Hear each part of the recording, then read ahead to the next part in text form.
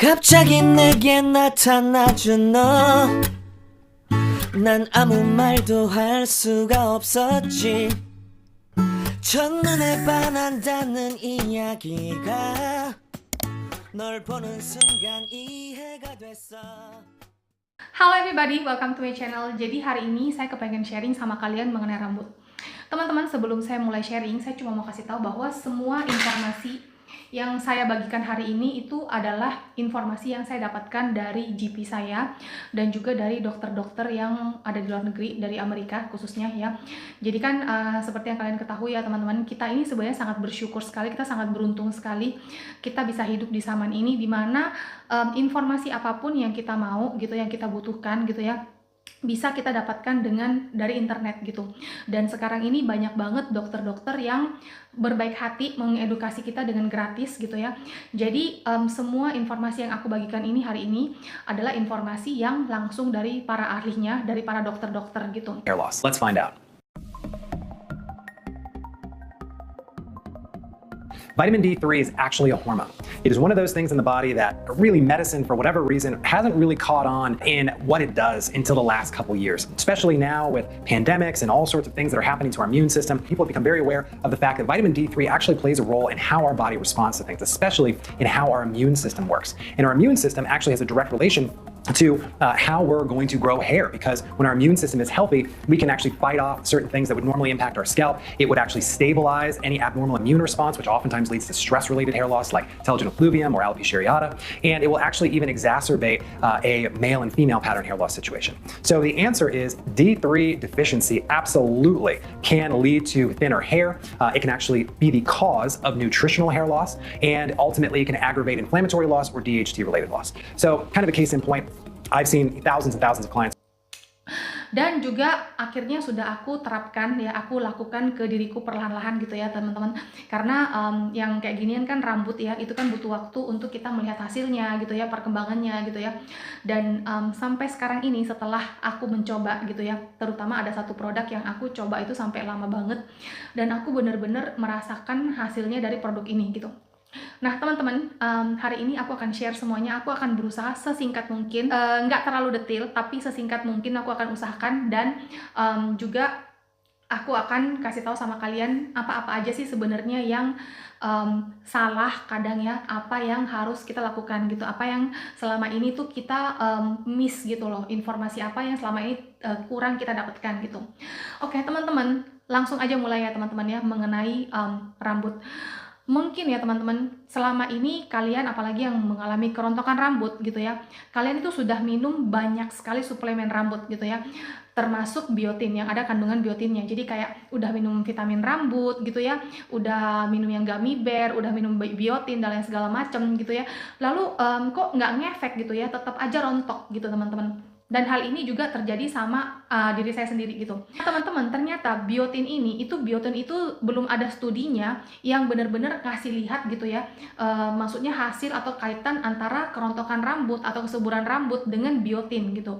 Jadi kalau misalnya kalian minum biotin ataupun vitamin rambut yang mengandung kandungan biotin, coba deh kalian sekarang lihat vitamin rambutnya kalian, apakah ada tertulis kandungan biotin ya. Semua vitamin rambut yang dijual sekarang ini tuh pasti ada tulisannya biotin gitu.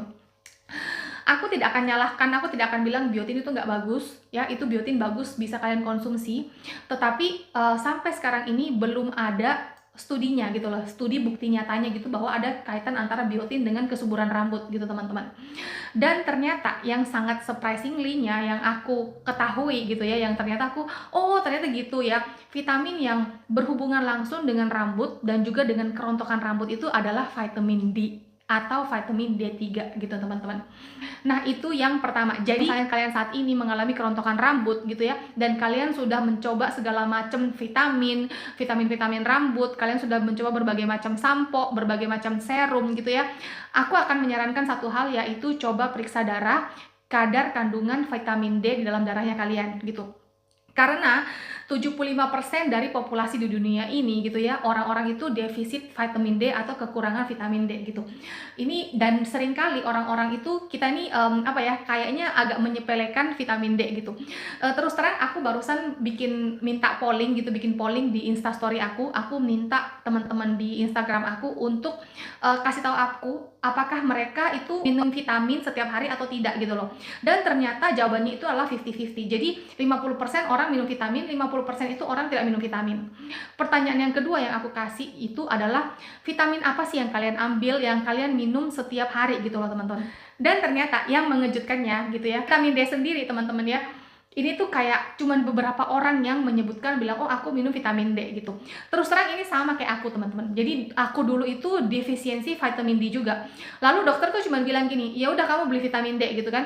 Dan aku sebenarnya minum cuman kayak 1 botol selesai, and then that's it. Aku nggak peduli lagi pada saat itu. Karena aku berpikir aku sehat-sehat aja kok gitu, tulangku bagus kok gitu, aku nggak kayak sakit-sakit badan dan segala macem gitu loh. Ternyata vitamin D ini penting banget di badannya kita. Kalau ada kalian mau google gitu ya, vitamin apa yang paling penting, memang semua vitamin itu penting ya teman-teman, nggak ada vitamin yang nggak penting.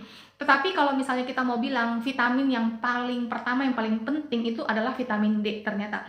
Jadi vitamin D ini berhubungan juga dengan hormonnya kita, dan juga dengan rambut, dan juga berhubungan dengan insulin resistance. Jadi kalau misalnya kalian ya yang susah banget kurus gitu ya, jadi kalian udah diet apa semua segala macam gitu ya, kemungkinan kalian itu insulin resistance. Kalau kalian insulin resistance, kemungkinan kalian itu defisit vitamin D juga. Jadi vitamin D ini benar-benar luar biasa banget ternyata gitu loh. Dan selama ini aku selalu menyepelekan vitamin D gitu, dan juga ternyata banyak teman-teman yang di Instagram aku yang mereka tuh juga kayaknya nggak peduli dengan vitamin D gitu loh. Dan juga teman-teman yang surprisingnya lagi, ternyata sakit kanker itu sangat berkaitan erat dengan vitamin D. Jadi orang-orang yang kadar vitamin D-nya itu kurang dari 100, kayak 99 aja gitu ya, itu masih ada resiko besarnya untuk kena kanker gitu loh. Dan ini lagi diteliti sama dokter-dokter teman-teman ya. Dan dari penelitian ya teman-teman, semua orang yang kena kanker itu pasti defisit vitamin D gitu. Dan ya, vitamin D itu sangat-sangat berhubungan dengan kerontokan rambut. Jadi sekali lagi, kalau misalnya kalian sudah minum obat macam-macam dan tetap rambutnya rontok ya, coba kalian pergi cek darah dan kalian lihat kadar vitamin D-nya kalian gitu teman-teman. Buat kalian-kalian semua yang selama ini nggak pernah kepikiran mengenai vitamin D gitu ya, mulai sekarang cobalah kalian minum vitamin D gitu. Atau kalau enggak, kalian bisa periksa darah dulu untuk ngecek dan tahu benar apakah kalian ini defisiensi vitamin D atau tidak gitu. Yang kedua yang berikut ya, itu adalah vitamin D apa sih kalau gitu, yang mana yang harus aku pilih untuk diri aku gitu kan, vitamin D mana yang bagus. Teman-teman, aku mau kasih tahu sama kalian bahwa di Australia sini sendiri, pada yang umumnya vitamin D yang pada umum itu tuh rata-rata tuh cuman 1000 IU atau 1000 international unit aja gitu, dia punya dosis untuk 1 biji gitu.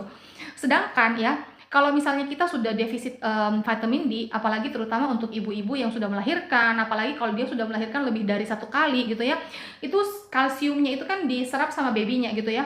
Jadi itu otomatis itu mengalami defisiensi vitamin D. Makanya ibu-ibu yang melahirkan atau habis melahirkan itu rambutnya tuh rontok gila-gilaan kan teman-teman.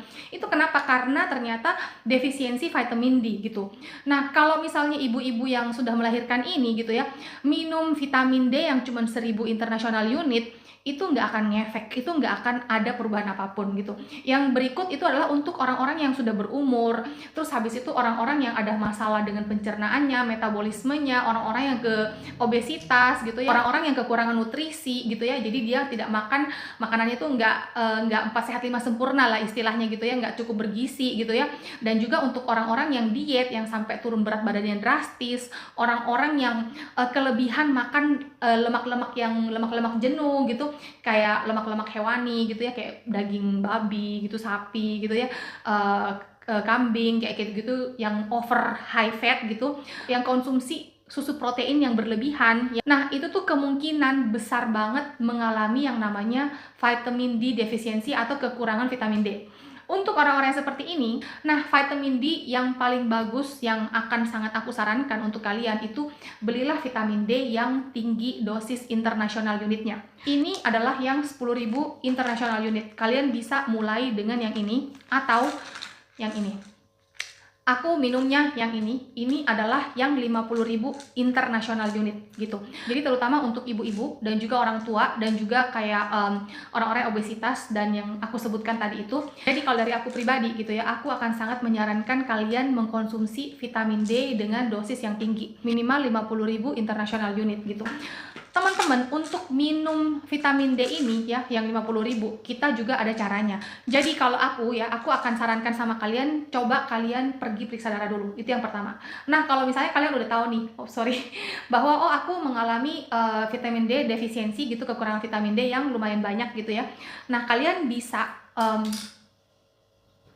sebaiknya minum yang dosis tinggi, yang 50.000 international unit ini. Tetapi kalian bisa konsultasikan kembali ke dokternya kalian masing-masing gitu ya. Kalian bisa minum ini cukup 1 minggu 1 kali gitu, nggak perlu diminum setiap hari gitu teman-teman gitu. Dan tetaplah minum vitamin D teman-teman sebagai treatment ya, sebagai suplemen kita sehari-hari gitu, untuk menjaga juga badan kita gitu. Jadi bukan cuma untuk rambut aja gitu teman-teman, vitamin D ini penting banget gitu. Berikut adalah side effect dari vitamin D. Nah teman-teman, mungkin kalian akan bertanya, wah kalau misalnya minum vitamin D yang dosis tinggi ya, yang 50.000 international unit, kita nanti bisa ada efek sampingnya kan gitu. Memang benar, kalau misalnya kita minum vitamin D dosis tinggi gitu ya, jadi kita kelebihan vitamin D di dalam tubuhnya kita itu nanti bisa terjadi ada kalsium di dalam darah. Akan tetapi teman-teman, yang harus kalian ketahui, kalau untuk bisa sampai mencapai level ada kalsium di dalam darah itu tuh kalian harus mengkonsumsi vitamin D itu dalam jumlah 100.000 sampai 200.000 international unit setiap hari selama berbulan-bulan atau bahkan bertahun-tahun gitu. This amount of vitamin D is toxic, which is not.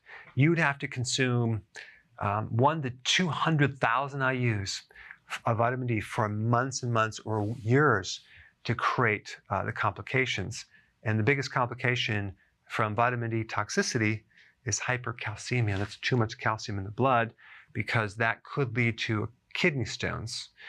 One way to even minimize the risk for that would be to drink 2.5 liters of water per day. That way you avoid a super concentration of calcium in the kidney, so there won't be any calcium forming in the kidney. Jadi kalau cuman kayak 50.000 itu kemungkinan untuk terjadi kayak kalsium dalam darah gitu ya, itu sangat kecil kemungkinannya gitu. Dan juga kan aku udah bilang sama kalian, minumnya cukup 1 minggu 1 biji aja gitu. Jadi kalian tidak akan overdosis vitamin D gitu.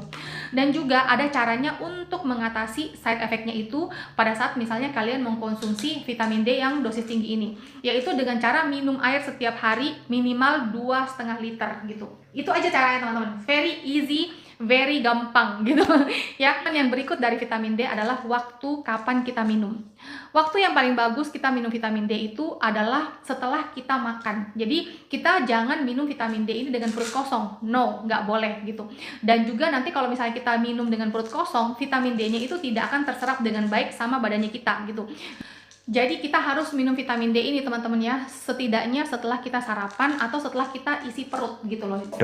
It's the fat-soluble vitamin, so it should be taken after food or with food. Means with your meal or after meal, just after your meal. Entah itu cuma 1 biji roti, entah itu sereal gitu ya, pokoknya kita udah makan. Dan juga kita itu minumnya adalah di daytime. Daytime itu apa sih? Jadi kayak matahari masih ada gitu loh, masih di atas. Jadi kayak pagi atau siang gitu. Hindari meminum vitamin D itu pada malam hari gitu teman-teman. Karena di malam hari tubuh kita ini mau istirahat gitu ya. Dia udah nggak mau bekerja keras lagi gitu. Jadi that's it for vitamin D. Ya. There is no one-time toxic dose of vitamin D. In fact, there is a peer-reviewed study available on PubMed, which is the medical research website, where they gave people 300,000 international units all at once with absolutely no harm. If you are concerned about your immune system and the coronavirus, don't bother getting a test. If you haven't been supplementing vitamin D, just start right away. Just keep in mind, the information that I'm sharing isn't widely known because this isn't taught in medical school. Vitamin D in your body is very different than what doctors think. This is a currency in your body, and you have a level, and you want to raise that level up to a level of 50 or higher. Once you pass 40 nanograms per milliliter, that's when all of your body's systems, and especially the immune system, really kick in. So I want all of my patients to be too high at 50 rather than just trying to get to 40. The normal range of vitamin D is 30 to 100. In these days, with the coronavirus, I would say don't be too conservative. 40,000 international units of vitamin D sounds like a massive amount. It's 1 milligram. Okay, so 20,000 international units is 0.5 milligrams. And that's the amount that you could make naturally being out in the sun with your clothing off and no sunscreen. We'll get into safe sun exposure in a totally different video. Now, once you've raised your level to something that's going to be a little more evolutionary, 35, 40 or higher, then you're going to want a holding dose. And that's going to be based on your body weight. Now, some people can go too high very quickly, 1 out of every 100 people. So ultimately, in the long term, it's best to get a vitamin D test. Now, if you've not been taking vitamin D and you have not been suntanning without sunscreen, you're going to be low like everyone. So don't worry about a test right away. Start taking it immediately, and then you can order a test. There's a lot of great tests that you can order online and test in your own home. You don't have to go out of the house. This is something that you want to track. Most definitely, it's the most important reading in your biology. I never want my vitamin D level to go below 50. And there's a lot of studies to support that science. Aside from that, keep in mind that doctors don't learn about this in medical school, and this isn't information that's clearly and plainly available. I spent the last 5 years researching vitamin D to be able to present this information in a way that I hope you'll find useful. And a lot of people are talking about the coronavirus. Vitamin C is very important, there's no doubt. Vitamin C is a vitamin, it's a powerful antioxidant, it's very important in your mitochondria. Vitamin D is a hormone that regulates much of the mitochondria activity. Vitamin D is a hormone that regulates the immune system. So when you hear about people who are immunocompromised, those are the people with the lowest vitamin D. Now, as they have been vitamin D deficient for many years, that's when these different things start to kick in. Diabetes, sleep apnea, heart disease. These are all related to vitamin D in a very complex way. Ya, teman-teman, aku cuma mau kasih tahu sama kalian, kalau misalnya begitu kalian rutin minum vitamin D dan juga level vitamin D-nya kalian itu sudah mulai naik gitu ya, sudah mulai 60 sampai 80 ke atas gitu ya, kalian akan langsung merasakan efeknya, teman-teman. Rambut ini kalian akan rasa yang dulunya tuh satu kali gini pasti akan ada yang jatuh gitu ya. Nanti setelah itu satu kali gini itu tuh dikit banget, bahkan bisa jadi nggak ada gitu loh kalau dalam waktu keadaan rambut kering ya. Tapi kalau misalnya kita sampo ya pasti ada rontoknya gitu lah ya. Tapi ya kalian akan bener-bener merasakan, teman-teman. Kalian akan rasain banget, bener-bener rasain banget deh.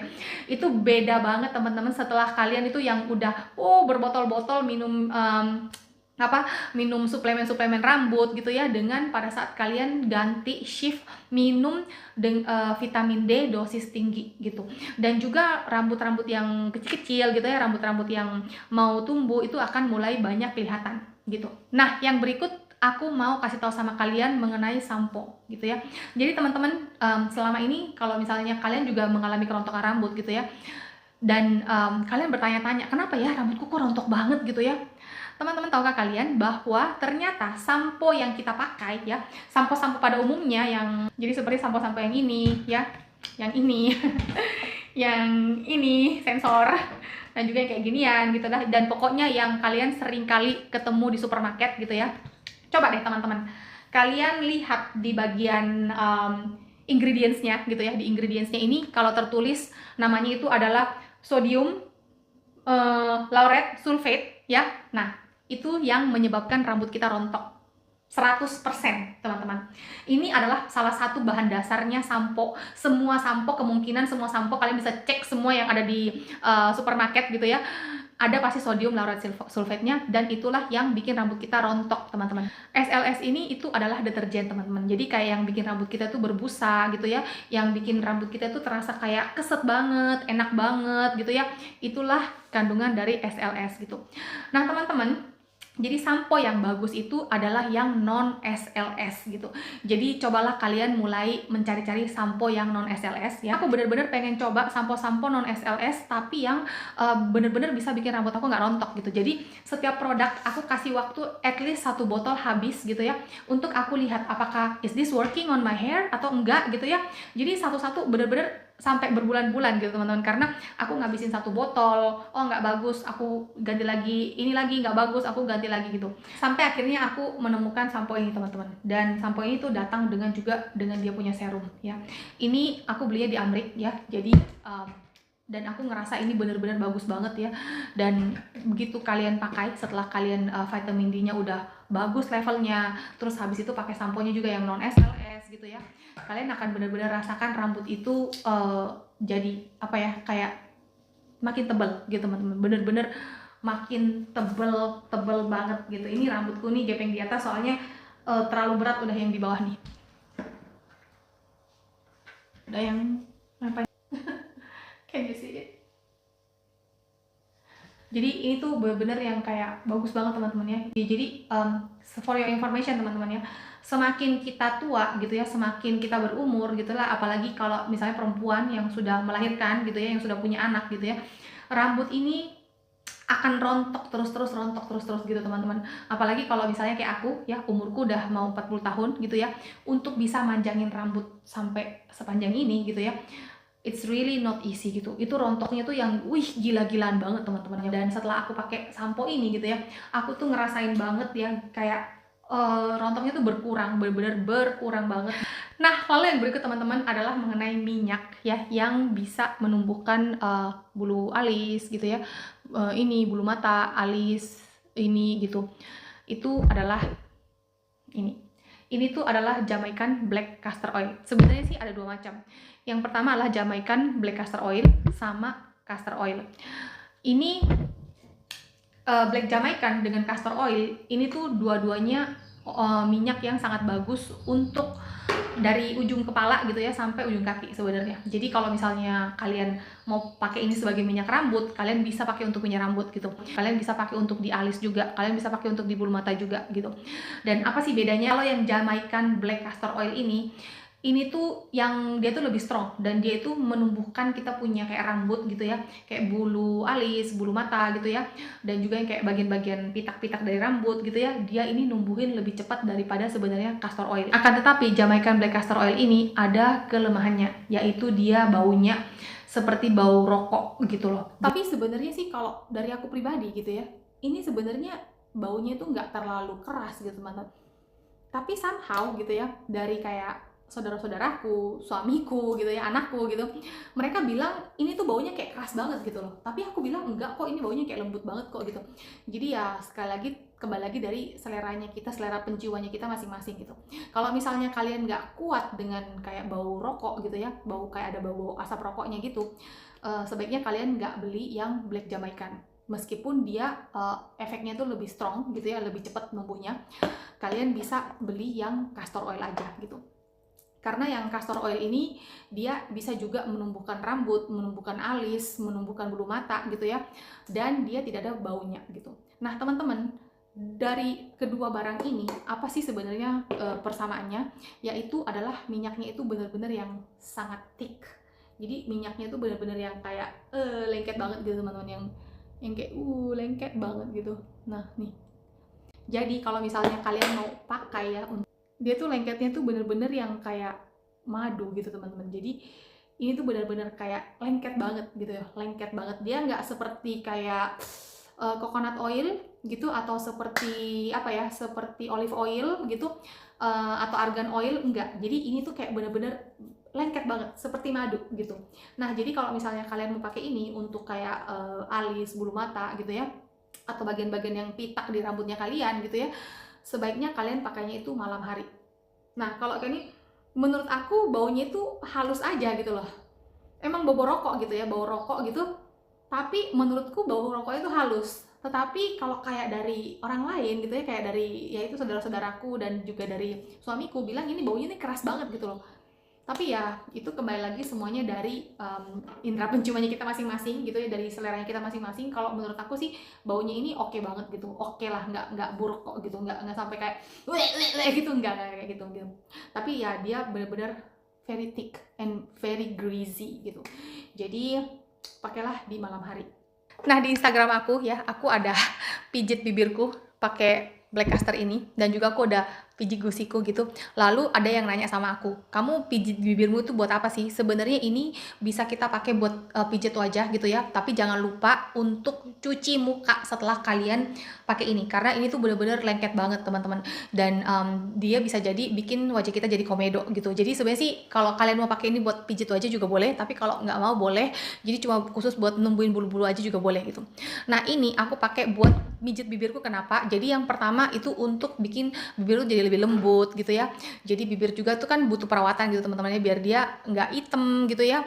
Lalu yang berikut itu adalah karena aku habis filler bibir dan juga dagu gitu ya teman-teman. Jadi nanti aku akan bikin video khusus untuk filler bibir, filler dagu, dan juga botox dan juga tarik benang. Aku akan bikin lagi yang lebih lengkap gitu. Nah teman-teman ya, salah satunya kenapa aku juga pijit bagian bibirku itu adalah supaya filler bibirku ini tidak migrasi ke mana-mana, dan juga supaya fillerku ini bisa lebih stay di sekitar bibirku gitu. Karena kalian tahu kan, yang sudah pernah aku jelasin gitu, yang sudah pernah aku buat videonya, bahwa filler itu bisa migrasi gitu. Jadi filler ini bisa migrasi teman-teman. Tapi sebenarnya ada caranya supaya kita itu mencegah, yang pertama supaya filler itu tidak terlalu cepat migrasi, dan supaya filler itu migrasinya itu nggak banyak-banyak amat gitu. Ada caranya gitu loh. Jadi makanya caranya kalau untuk di bibir itu yang aku pijitnya kayak gini. Nah itu fungsinya adalah supaya fillerku itu tetap ada di bibirku sini gitu. Jadi aku kalau pegang kayak gini aku masih bisa rasain ada fillerku gitu. Dan kalau filler di sini ya harus kita pencet, karena kalau kalian tahu yang kayak gini, kalau misalnya orang yang over filling filler itu yang sampai duct lips sampai yang kayak di atas sini, nah itu sebenarnya ada caranya untuk kita mencegah atau kita meminimalisasi sampai terjadi seperti itu gitu teman-teman. Tapi kalau misalnya diisi terus setiap tahun gitu ya, sampai kayak 10 tahunan gitu ya, ya otomatis pasti akan build up jadi seperti ini meskipun kita sering-sering pijet gitu. Tapi ya bisa disuntik filler dissolver. Dan juga kenapa minyak ini aku pakai buat mijit gusiku ya teman-teman ya. Jadi aku juga nanti akan bikin video tentang gigi, karena seperti yang kalian lihat aku udah nggak pakai kawat lagi, gitu udah nggak kawat ya teman-teman. Jadi aku akan bikin video juga mengenai gigi teman-teman, dan juga mengenai operasi gigi dan gigi-gigi lah. Pokoknya aku akan bikin juga video mengenai gigi. Nah alasannya salah satunya kenapa aku pakai ini buat mijitin ini adalah karena kalau kalian lihat ini teman-teman, nih lihat kan. Nah ini adalah triangle apa ya dibilang itu, kayak black triangle apa triangle apa gitu ya, yang kayak segitiganya ini, itu tuh karena gusi kita tuh turun, intinya karena gusi turun gitu. Nah jadi caranya untuk sebisa mungkin lah gitu ya, sebisa mungkin untuk kayak dia bisa turun gitu adalah dengan cara dipijet gitu teman-teman. I don't know is it gonna be work or not gitu ya, karena yang suruh pijet itu adalah dokter gitu ya. Dokterku suruh pijet aja katanya gusinya kayak gitu-gitu. Terus habis itu waktu itu aku ada nonton dari dokter Ayurveda yang dia tuh memberikan treatment gimana caranya supaya kita ini bisa menyembuhkan diri kita sendiri dengan bahan-bahan yang alami gitu. Salah satunya gusi turun ini, yaitu jadi dengan cara dikasih minyak gitu ya, kayak coconut oil, castor oil gitu ya, kita kasih taruh, terus itu kita pijet-pijet gitu. Nah itu juga dari dokter yang saranin gitu. Tapi mungkin kalau udah severe, yang udah parah gitu naik gusinya, itu mungkin harus kayak dioperasi gitu ya. Tapi kalau mungkin kayak punya aku ini yang cuma di ujung dikit, mudah-mudahan dengan aku pijet-pijet turun, mudah-mudahan bisa gitu ya semua teman-teman ya. Sampo non SLS yang aku beli dan aku coba sampai so far sampai sekarang ini gitu. Jadi ada Sukin, ada Has, ada OGX, ada Purador. Kalau aku mau bilang yang paling bagus itu adalah Purador otomatis. Dan ini yang bener-bener dia punya kayak apa ya, dia punya review gitu ya. Emang juga yang bener-bener udah luar biasa banget, bener-bener kayak reviewnya tuh orang tuh pakai itu langsung kayak kerasa banget tuh rambut yang langsung berkurang banget gitu rontokannya teman-teman gitu. Oke teman-teman, sekian buat video hari ini. Saya harap video ini bisa berguna buat teman-teman sekalian. Dan itulah dia rampu saya. Jadi aku membelakangi rampu, jadi warnanya agak-agak kuning. Dan juga ini adalah mikrofon saya buat supaya suaranya lebih keras gitu. Sebenarnya sih udah beli dari kapan hari teman-teman, cuman sempat hilang. Aku nggak tahu di mana, baru ketemu lagi gitu. Dan inilah semua barang-barang aku. Usahakan kalau misalnya kalian beli sampo gitu ya teman-teman ya, jangan beli sampo yang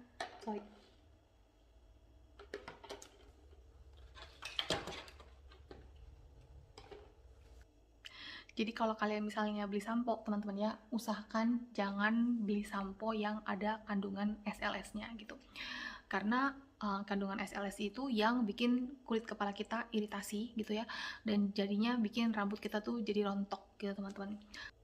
Oke teman-teman, terima kasih buat kalian yang sudah menonton video saya ini. Saya jumpa lagi kalian di video lain berikutnya yang lebih menarik, yang tentunya syarat akan informasi dan juga edukasi. Bye-bye!